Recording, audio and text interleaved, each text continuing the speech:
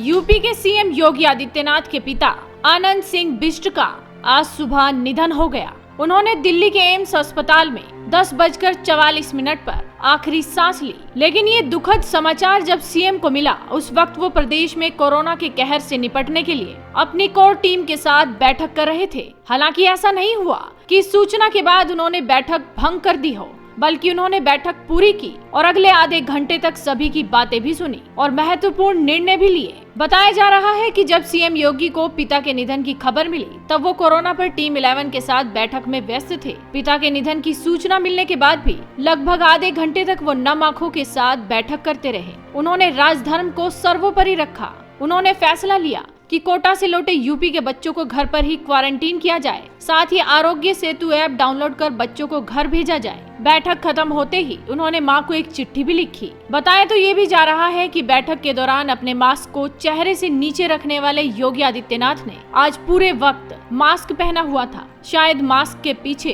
वो एक बेटे के दिल में जो भाव अपने दिवंगत पिता के लिए उमड़ रहे थे, उसे छिपाने की कोशिश में थे। लेकिन कहते हैं कि आंखें सब कुछ कहती हैं। सीएम योगी की आंखें नम थी, लेकिन फिर भी वो राजधर्म निभा रहे थे। उनकी आंखों की उदासी सब कुछ कह रही थी, जो वो मास्क के पीछे छिपाने की कोशिश में थे।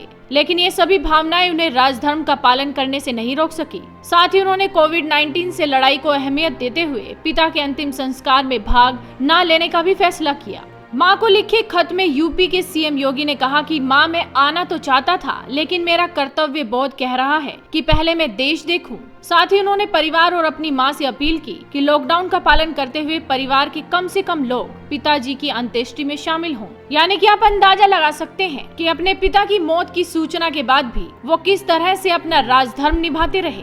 नम आंखों के साथ अधिकारियों से मीटिंग करते रहे, लेकिन फिर भी अपना राजधर्म नहीं छोड़ा।